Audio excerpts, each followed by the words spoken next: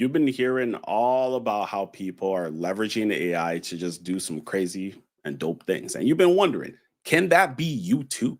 Well, on today's first edition of How to Build and Sell AI Systems, I wanted to walk through exactly the process that I went through to be able to learn how to actually start selling systems that make an actual difference for real business owners. For anyone who I haven't had the privilege of meeting previously, my name's Timmy. I am a nurse consultant that owns an AI consulting agency.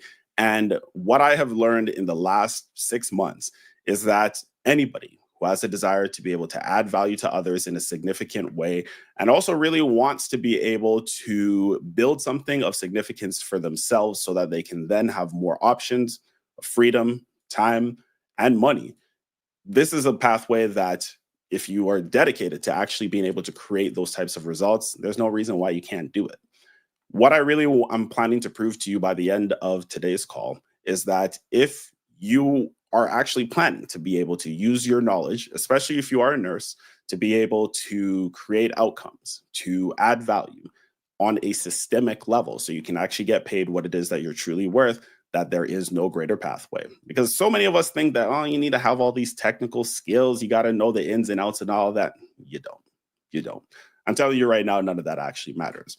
What does matter, though, is the willingness to be able to solve problems for others in a way that is consistent, that is durable, and that will also allow them to be able to understand that you have ongoing value to be able to add to them.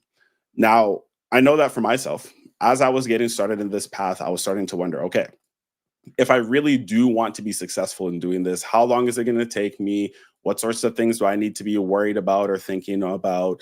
And what are some of the things that I need to be cognizant of as I go ahead and venture down this path?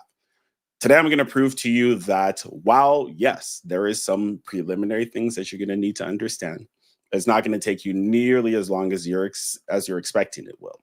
Number two, I'm going to prove to you that this is something that you have the ability to pick up in a relatively short period of time. And number three, we're going to talk about how it is that you can actually dive in to get started if this is something that you actually would value to be able to learn how to achieve. First and foremost, though, I want to mention if you do have questions, go ahead and drop those in the chat. I will be monitoring that as we go along. And if anybody also is interested in figuring out what that next step is going to be, stay to the end. There's going to be an opportunity for you to be able to learn more about that. So, my story starts off back in 2011 when I entered nursing school. And for those who don't know, yes, I am a registered nurse. I guess you can kind of tell right there from the title. And what I started understanding as I was going through nursing school was that the typical nursing school pathway and the destination of ending up in a medical surgical unit, that just wasn't going to be for me. That just wasn't going to be for me because I already knew that there was no way that I was actually going to be all right with holding my pee for 7 hours, 8 hours at a time and thinking it was a badge of honor to be able to go and do that. Like, that's ridiculous. I knew for myself that that just wasn't going to be the play. Because when it comes down to creating the sort of outcomes that I personally wanted in my life, freedom, flexibility, and the ability to do what I want, when I want, how I want, whenever I want, for whatever reason I want, that was going to be the key for me. But as I started seeing the way that the traditional path was going to take me down, I was like, I don't know about all that. I don't know about all that because, as I said, freedom, flexibility. And nursing typically is not going to be the spot where you're going to get that. So I knew right from the jump that I was going to be taking an unconventional path. So I started in addiction and mental health, and I still actually pick up every now and then, but made the pivot over to informatics. For anybody who's not aware of what informatics is the fusion between nursing knowledge, clinical knowledge, as well as the information systems that we use to manage and provide care. And it's interesting how that pathway started me in terms of being able to understand what it actually takes to add value in a way that is not what everybody would consider to be conventional. More than anything else, what I've enjoyed about working in the field of informatics is being able to use my mind to understand what it is that's going on, to understand what it is that is needing to be done, as opposed to actually creating outcomes by using my hands and always having to pursue specific tasks that I'm going to be doing. What it also helped me understand is that the ability to influence systemic outcomes is very valuable. What do I mean by that? So, in my work as an informaticist, a lot of what I do is obtaining data and figuring out what it is that's going on behind the scenes that's leading to a situation where I, for example, I'm going to be contributing to a quality assurance review or figuring out how it is that we can readjust our approaches to care provision so that we have a greater ability to create more optimal outcomes for more patients. That's that exact same mentality that when it comes to AI consulting that I have seen has been a key part of why I've been able to become profitable as quickly as I have. And it actually doesn't take much to be able to do that. I'm going to prove it to you. One of my favorite tools that I use on a day-to-day basis, which that is a great tip. The first tools that you want to start building are tools that you will be using yourself because A, that's how you can actually get good use cases out of it. You can also know that if it's valuable for you, it's certainly going to be valuable for other people. And then lastly, if you're engaging with what it is that you're building on a day-to-day basis, it just gives you more opportunities to be able to understand how to optimize that. And so one of the first tools that I built actually that I would say does add tremendous value to me on a day-to-day basis is an email copywriting tool that I like to call Talia, the email copywriting consultant. So I'll show you just a nice little demo of how it works here.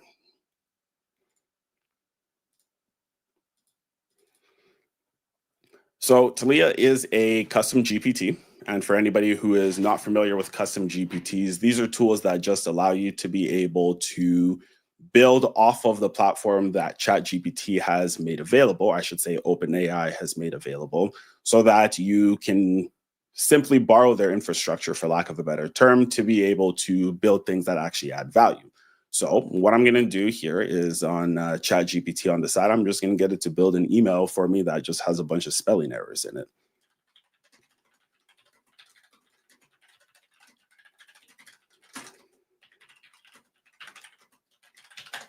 And when I build tools like this, it's very important for myself that it is going to be able to produce a predictable outcome every single time. Because again, if you're actually wanting to start selling these types of solutions, that is the bare minimum. So I'll give you this example here. So let's say that I am wanting to be able to send out this email, but I'm rushing and I'm going to quickly go ahead and send this out. But because I wasn't paying attention, there's going to be some spelling errors in here. So what I would do is I would just go ahead and drop my email in here. And then Talia is going to go ahead and correct this and then give me a nice little summary of all of the corrections, which if you weren't paying attention, you may not have noticed all of these incredible, well, this one here is pretty egregious, but yeah, you probably would have noticed that one. But it's nice because Talia then is going to not only give you the error, the correction, and then the reason, because again, we want to leverage AI, but we got to make sure that we're not making ourselves stupider in the process. And so I specifically built it this way without having her change the tone of the email, because for me, I have a very specific writing style. And so that was important for me as I was going through and starting to figure out how to build these solutions, because it is very important that if you are building any sort of content generation based tool, that somebody has the ability to do that and install it in their organization without it changing the way that they actually do what they do. But then I started understanding that while this was extremely useful and extremely helpful to be able to start off with, we needed to actually take it a little bit further, take it a step further to be able to understand more of what is possible. And when I say more of what is possible, the examples that I have seen that have made the greatest difference in my life is just understanding that being able to save people time and by extension money is one of the best ways to be able to start making a lot of money for yourself. There's two tools that I would like to introduce to everybody today. You may have heard of them. If you haven't, especially if you're in the field of nursing, you may not have. But the first one we're going to talk about today is called Make.com. Make.com is an automation building platform that allows you to be able to build automated processes that deliver predictable outcomes every single time. Now, in this particular example that we're going to start off with, this is an automation that I built with actually based off of a template from somebody that I'm going to give a shout out to here, which is his name is Kevin Sabugo. Shout out to you, brother. Hope you're doing well. And this was one that I adapted off of a template that I got from him. And what this template actually allows you to do, and by the way, if anyone of y'all want to get this in your own businesses, just say, stay to the end, and then I'll tell you how you can get it. But this particular one here is special because it's an Instagram comment automation that actually just automates the process of responding to messages. And you're probably like, oh, that sounds just like ManyChat. Yeah, ManyChat is cool, but the problem with ManyChat is, number one, it is not dynamic. So you tell it, okay, this is what you're going to respond with when people comment this specific keyword. And yeah, that's useful. But the problem with that is that it cannot respond well to edge cases. And what an edge case is a situation where something unexpected happens, something that you didn't necessarily plan for, that's outside of the norm has happened. That then led you to, well, typically what happens when you build an automation that doesn't have error handling around that is it just breaks. So this is where people, especially myself, who didn't have a technical background in the beginning, these are some of the things that I had to just lock in on. And what I eventually learned is that there's a lot that you can save on the front end by just being diligent on the back end. So for my nurses, let me give it to you like this.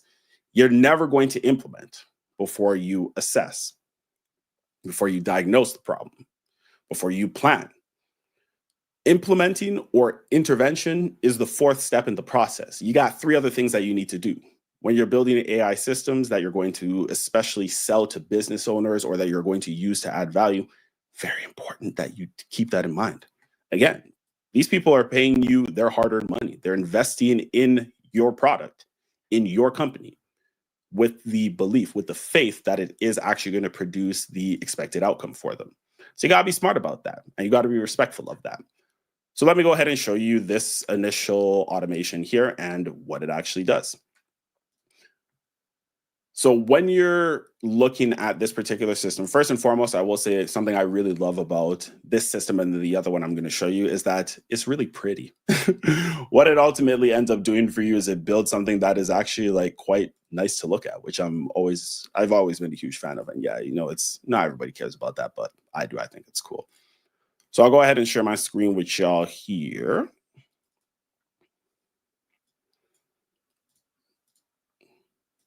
So this is what make.com looks like. And this is when you're in a specific automation, what it actually will look like. So it starts off with watching an event. And the specific event that I'm watching is a comment. As that comment goes through and it verifies that it's not a comment for myself, because I'd be commenting on all my own videos. As soon as I post a video, I'd be commenting. If you're just getting started on content creation, that's a hack. Drop your call to action or some sort of prompt to engage people, like a question, such as if I'm making a video about leaving bedside nursing, I'm going to drop in the chat there. What's the biggest challenge that you've been encountering in terms of leaving bedside nursing? Let me know in the comments. And that just drives engagement. So I got to make sure it's not my own comment, but then it's going to feed it into an assistant. And this assistant is an assistant that I built that I trained on how to respond according to how I would usually talk. And this is the difference maker here. Coming back to that ManyChat piece. ManyChat is going to respond the same way every time because, again, it can only do so much. But what I wanted to do is I wanted it to not actually be instantaneous because that feels like a bot. ManyChat is useful, but what I'm going for is I'm going for engagement. But I want to be strategic about that engagement because I don't want to betray the trust of my audience to just be like, oh, well, this guy is just trying to get stuff from us. And that's why he's not even taking the time to comment. Oh, I will comment, but I'm going to use a wise system that streamlines the process to be able to do that. Then it actually waits. I want it to wait a couple minutes before it executes. And then once the assistant has built that reply, it's waited a few minutes to give it a bit more of a human touch. Then it is going to create that reply. Now, this last piece here, this is the most interesting part for me. When it comes down to automations, they are useful in that they streamline your processes. It's not supposed to replace you, but it's supposed to streamline what it is that you're already doing. So the reason I get this automation to send me a push notification after is this. This is my workflow. Anytime that somebody responds to a call to action, I want to be able to engage with that person so that they can actually be able to get the opportunity or whatever it is that they were seeking when they responded to that comment. Now, in this instance, if we'll go with the example of leaving bedside nursing and wanting maybe help with your resume to be able to do that. So if I tell somebody, comment the word resume, and I'll give you access to the resume that helped me leave bedside nursing so you can build something similar. What I want to do is I want to engage with that person one-on-one in the DMs. Comments are great, but where the real value can be added is actually in the DMs. Why is that? Especially on Instagram, you have the ability to talk to people. And when I say talk, I mean like actually use voice, which for me, I value that highly because then that person knows this is me. Because a lot of people, they just be outsourcing DMs, which again, there's nothing wrong with that. You got to know what you're going to outsource so you can focus on only what you can do. But what I know about myself is that my voice carries power and everybody's voice carries power. But for me, the gift of speaking, I don't know if you're allowed to say that for yourself, but I'll just say it's an ability I have taken the time to curate over the years. So it's an asset of mine. So I'm going to leverage that. So rather than spending all my time responding to all of these messages in the comments, I want to spend my time DMing people, having conversations with them where they can hear my voice, where I can hear theirs, getting onto a call so we can see each other face to face. That's what I value more. So I'm going to automate the process of getting that started so I can actually start adding value to that person as quickly as possible. So my process is once this runs, it's going to send me a DM and it's going to say, hey, this person commented, send them a DM as quickly as possible. Rather, I should say it's going to send me a push notification. And sometimes I'd be using Slack and organizing things in there. And so I want it on both ends so that I have the ability to, whether I'm in Slack, whether I'm not on Slack and I'm on my phone, or maybe I'm just out and about, then this is going to work well for me to be able to achieve that. And the result of that is that, so actually, let me give this example here. There was somebody who I am working with right now who at 10 p.m. my time the night before commented on one of these videos where I had a call to action. Then she ultimately went and responded to that. I DM'd her and I was doing one of these master classes or webinars the following day. So she signed up for that. Her and I got on a call as soon as that webinar ended. And then I closed her on a $3,000 offer. And the reason that that worked as well as it did is because I had set up those processes. I had all of the lanes set up. So now the flow of traffic is just going that one way. But the reason that that worked is because I was getting ready for bed. Had I not actually seen that push notification come in, because I've suppressed my notifications for social media at a certain point in the night, I would have missed that opportunity to get that quick turnaround. That's a very important key when it comes to sales, is that you want to shorten the period of time between the initial interaction and when you're actually reaching out to them. I ask because people, they just want value. That's the reason they commented, not for you to get back to them 5 days later, but for you to do that in a timely way that allows them to be able to get what it is that they were hoping for. So that's just one example. That's on the automation side. But where we want to actually get to after is building AI agents. So that's what we're going to spend the rest of our time chatting about today. What is the difference between an AI agent and an automation? That automation I showed you, it only really has one pathway and then it forks in the road and it has a predetermined outcome every single time. Sure, because I've trained my agent to give a variety of different answers. I've trained it on like 25 ways that it should respond, which ManyChat could never. But because I've done that, now it has the ability to go in and understand how I want it to respond, but it's not going to just take that. It's going to say, okay, these are the 25 ways I could potentially respond. And I've told it, make sure that you vary it up, give it a mishmash of ways that you're going to answer. But at the same time, the destination is always going to be predetermined. The difference with an agent is that an agent has the ability to think independently within certain boundaries that you set. So as an example, we're going to start off by, first of all, talking about N8N. And you're probably, what did you just say? I'll say it again, N8N. And what N8N is, it is an automation and also an agent building platform that allows you to be able to create a whole host of amazing things. And for those of y'all who still didn't get it, it's called N8N, like this. There you go. And so today, what we're going to start off with as a very, very simple example is we're actually just going to build a really simple system that I'm going to talk to be able to send emails for me. So anytime that we're starting off building an agent, the simplest way is we're just going to start off with a nice little chat message because we need to tell it. At the fundamentals, it works kind of similar to how ChatGPT does, where you give it a command, you say, this is what I want you to do, and then it executes. So that's step one. We got our nice little chat window, but it's not connected to anything. So we're not going to use that yet, obviously. We need to add something else. So we're going to go ahead and I'm going to type in AI agent. And it's going to be expecting that it's going to receive input from here, and then it's going to do something with that. A quick note about this here, because some of you would have seen this, you're like, oh, I thought you said you didn't have to have technical knowledge. Yeah, to a degree. You do need to understand some basics, though. This right here is what we call JavaScript. And JavaScript basically is the language that these agents speak. And it's talking about JSON here. What is that?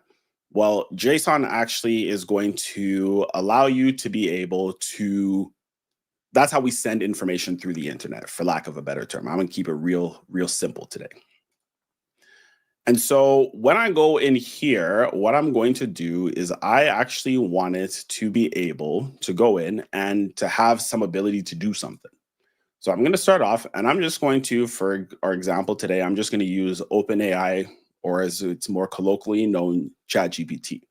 ChatGPT is the product that you guys know, but OpenAI is the company that made it.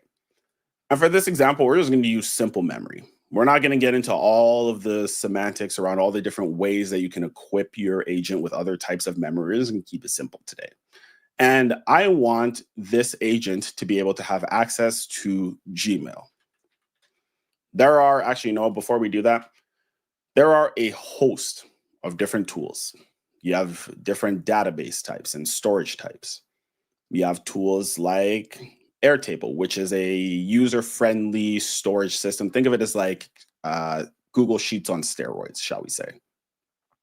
We've got access to Asana, which is like a project management tool. We have access to ClickUp, which is also another productivity tool. We have access to DHL. I've never done that one. Oh, there is Discord. I was talking with somebody the other day saying that I didn't think there was anything for Discord. I was wrong. So you can automate so many different things here, but today we're looking for Gmail. And what I want it to do is I want it to actually be able to take action in Gmail on my behalf.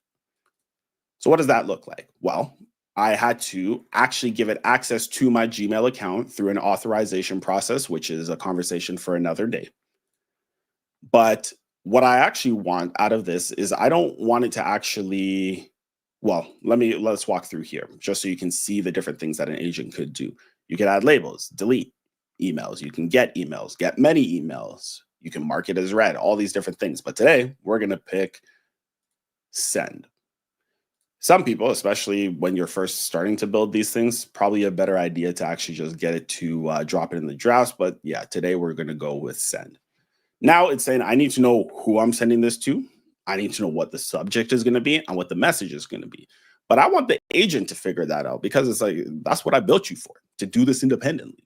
So what we're going to do in this instance is we're going to tell it to figure out on its own. Let the model define this parameter. And we're going to do that for the subject as well as the message. These description fields are useful because it just gives additional guidance to the AI agent in terms of how you actually want it to execute. But in this case, it's pretty straightforward. But here I'll show you, explain to the LLM, which is large language model, how it should generate this value. And so here I will say the intended recipient of the email. Simple. Then here for the subject, I'm going to say the subject of the email, which obviously I don't need to do that in this case, but just to show you guys how it kind of works. Then coming back to the message, that's pretty straightforward. So we're just going to leave that. And today I'm actually going to change the email type to text. Now I want to give it some additional guidance here. Actually, no, we'll come back to that. First, let's just see what it's going to do.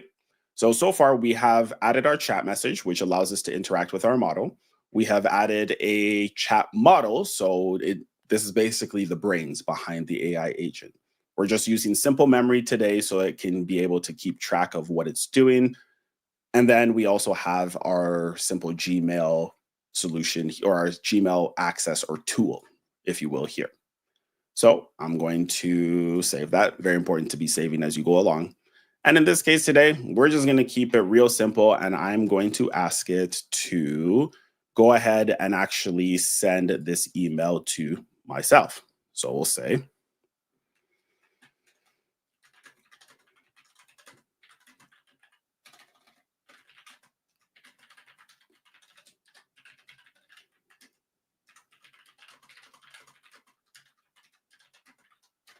if I could spell. Alrighty. Now that I think about it, I got to make sure that I authorize this properly, but we're going to find out. That's the one thing that I really like about building these systems. If it doesn't work, it's going to tell you exactly why it didn't work. So that could be interesting. Let's see how what's going to happen here. So you can see it's thinking, it thought, and then it sent it. One thing, and it actually let me know here. I've sent an email to Timmy asking if he's available tomorrow. Let me know if you need anything else. Love that. So I'm going to stop sharing here. We're going to pivot and I'm going to bring up the email and let's see how it turned out.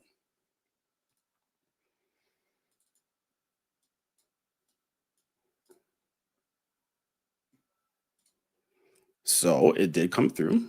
And what it said was, give me one sec. Where is that window here? Perfect. So it said, here, hi, Timmy. Hope this email finds you well. Are you available to meet tomorrow? Best regards, your name, email sent automatically by N8N. So yeah, it got it done, but there's a couple of things that we need to fix here because I don't want it to say this. I also didn't give it any instructions around who I am and how it should sign off. And so now we need to go in and we need to then fix that. So we're going to be doing the next step here. And this is one thing that I really find actually quite fun about building these systems. It's an iterative process. You get better and better as you go along. So let's flip back now to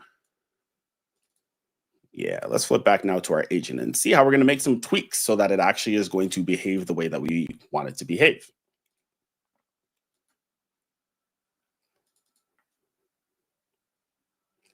So coming back to our agent here, next step is that we need to fix the fact that it was actually sending that attribution is what it's called. So the way that we find that is actually in Gmail. Now, the reason why you might want to do that is if you're building an agent that's going to be doing things independently, like if it acts a fool and does something dumb, then we have the opportunity to actually have it. It's kind of like a cop out to say, yeah, sorry, this was generated automatically, but I don't like that. And that option, just so you guys know, is actually in the append N8N attribution. So I'm going to turn that off. I don't want it to say that because I don't want people to know that it wasn't me.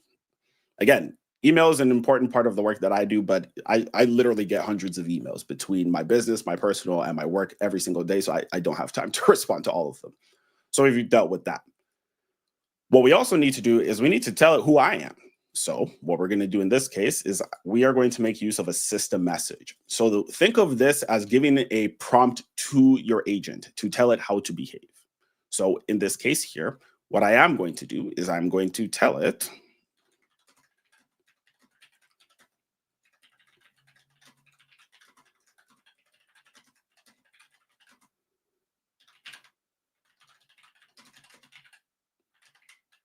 oh goodness.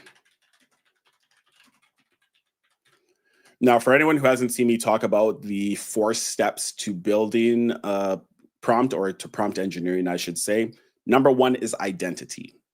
And I'll actually probably pull this up right before we transition to talk about how you can get to this next level if you're trying to learn this. But there's 4 parts to it: identity, role or job, followed by restrictions or limitations, and then seeking understanding. So confirming that it's understanding what you're putting down. In the case of our agent, we can skip that 4th one because we have enough additional context throughout this system that is going to actually allow us to be able to take care of that piece. But here I want to tell it to, so actually we'll do job. I have hired you, or I'm going to say your role. Let's say that.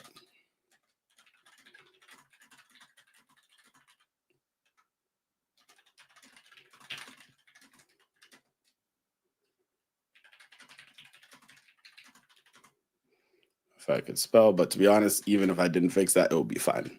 But I'm just a bit persnickety like that, shall we say.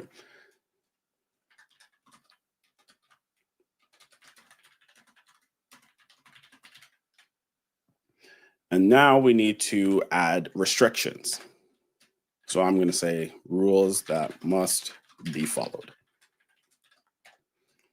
Sign off. So I'll put one, sign off every email with the following.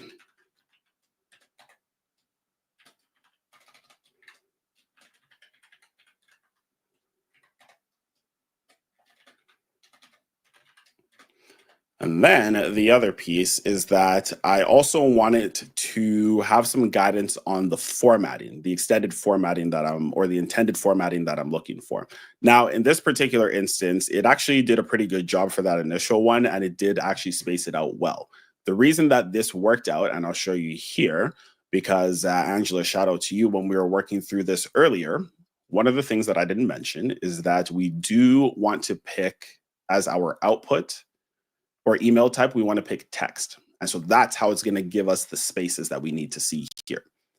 Without getting too technical, this is what we call markdown. And it basically tells it that this is a line break is what this means. But I actually wanted to ensure, and it was actually pretty smart here.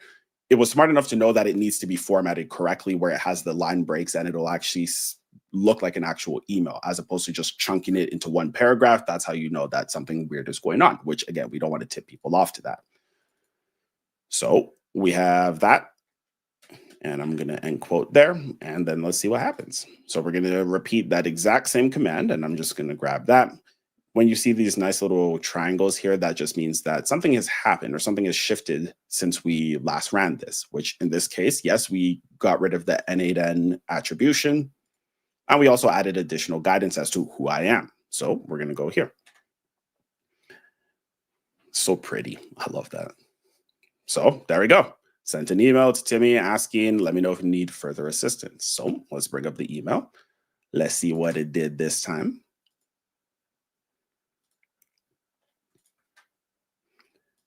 And it just came in. And this is the result this time around.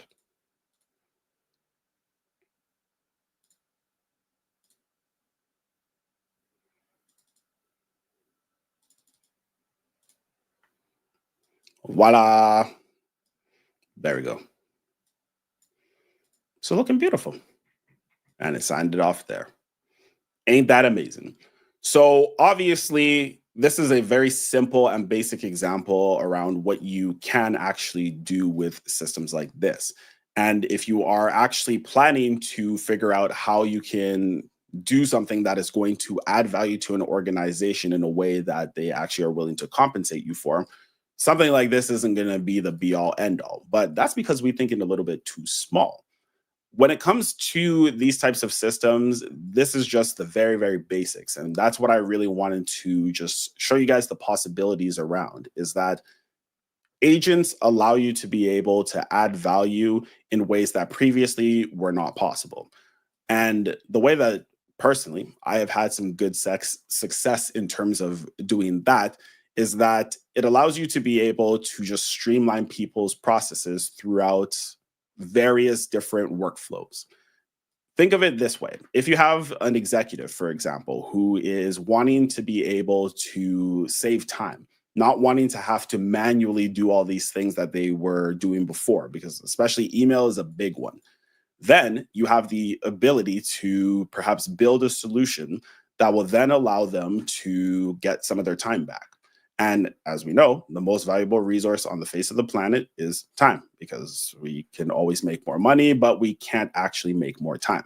So being able to get people their time back is probably one of the most valuable things that you can do as a business owner or an AI agency owner.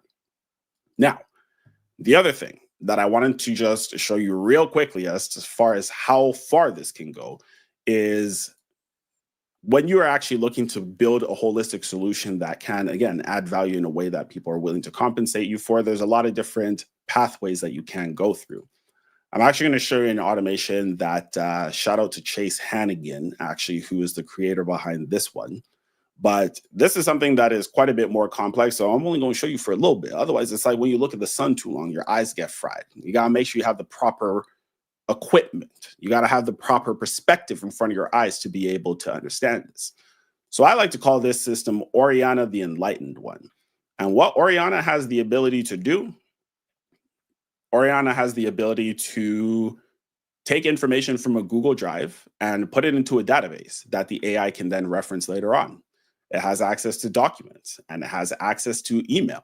It has access to contacts, calendar tool. So with this particular tool, I could say, hey, I want you to give me all of the calendar appointments that I have for Friday or something along those lines. And it would do that for me. And what really I find to be quite impressive about a system like this is that it gives me the ability to save time. And this is what we like to call a RAG agent. What is RAG? RAG is retrieval augmented generation. And basically, that's just a very fancy way of saying that it has the ability to go in, retrieve information, and act on that information. And this is probably the most valuable solution because I'll give you this example here. So instead of, let's say, when there's an IT issue, instead of somebody calling into IT, if you build a RAG agent that has all of the documents that an organization has produced around how to use a specific tool or a system or a certain process, you can put it into this system. And instead of having to call or check or to manually flip through files or to look on a SharePoint, you can actually just talk to it and say, what is our return policy? What is our policy on exceptions around yada, yada, yada? And it will retrieve that information for you. And that just dramatically streamlines your workflow. That is probably one of the best and easiest systems that you can sell. You can attach it to a Slack channel. You can build a AI chat window that has the ability to interface with that. And then you can talk to it and get information and then act on that information. But obviously, you only have the ability to do that if you actually know how to go about doing it. So what I'm going to say is this: for anybody who got value out of this, number one, I want to encourage you to start just experimenting wherever you're at. If you've never used ChatGPT in your life, start using ChatGPT. Just start talking to it. Start figuring out what is unique in your workflow that you can use it for. For me, as y'all know, I'm a registered nurse, but I'm also an informatics analyst, which is why Talia for me was a beautiful tool to build right off the bat, because I spend most of my time sending emails. Most of the work I do is emails. And so that makes it simple to be able to actually streamline and to use, because I use that every day. And so when I'm starting to look at, okay, how can I come into a business and start figuring out where the roadblocks are? I'm always looking to see where is the greatest constraint that would add the most return on investment the quickest. So what does that look like? If, for example, the biggest pain point for a leader in an organization is that they actually wish that they had the ability to hire an executive assistant or a virtual assistant or just an assistant in general, but they don't have the finances for that, I have the ability to build a system that can do that, much like Oriana the Enlightened One that I showed you. Because what is the role of an assistant or an administrative assistant in most organizations? It's organization, right? And so if we have a tool that can manage your calendar through a Slack channel or WhatsApp or a chat window or email, whatever the preferred methodology is, something like that is going to add tremendous value because, again, it gives back time. But in order to be able to do that, not only do you have to have that knowledge, but you also have to know how to sell, which I know for my nurses, that's something that's tough. It's a little bit scary to think about selling. It's a little bit scary to think about what it actually would mean for you to be somebody who is going to put yourself out there and say, this is the thing that I have to add value. What if people don't buy? That's a possibility. As I said, the goal today was to really show you that this is possible, but it's not going to happen without work. There are no such thing as get rich quick schemes. There's a reason why they always call them a scheme. Somebody's about to get you. So I'm not here telling you that you're going to start building agents and you're going to become wealthy. No. But what I know is that with being able to build my agency to six figures within a 12-month time span, the reason I was able to do that is because I was willing to put myself out there, to take my existing expertise and to solve problems that only I was uniquely positioned to solve because of who I am, where I'm positioned in the professional landscape, as well as the knowledge I have. And if that's something that you would see value in being able to learn how to do, the opportunity today is just to book a call. That's it. To book a call to get a better understanding of whether or not this is a pathway that actually makes sense for you. So I'm going to go ahead and I'm going to drop this link here in the chat. And if that's a conversation that you would see value in having, if you are looking to be able to build something that is going to add value to others, that is going to be able to allow you to actually create solutions that add true value to people, that solve business problems, that actually will allow you to also solve your problem of having to go to work to potentially have more income. If that's a desire of yours, go ahead and click that link, book a call, we'll have a conversation, see if it's going to be a good fit. I want to leave you with this. If you think for a moment, and I'm going to look you right in your face as I say this, if you think for a moment that AI, automation, and just the transition that we're seeing is not going to affect your industry, you tripping. You in denial. And as Deutsche likes to say, denial is a river in Egypt. That was the live version that she did recently at Coachella. I love that. We all knew that that song was a reference to that anyways. But if you think for a single solitary second that it's not going to be coming for your industry, you tripping, my friend. And it's only a matter of time before you start to understand what it is that I'm saying today. Nursing is a great example. People are like, oh yeah, there's never going to be AI nurses. And I believe that 100%. I don't ever believe that they are going to you can't replace a human being when it comes to dealing with other human beings. It's just not possible. But guess what? Nurses who have the ability to use AI or who choose to leverage AI or have that skill set, they will replace nurses who don't. Facts. It's only a matter of time. Don't be caught unawares. Don't be caught with your pants down.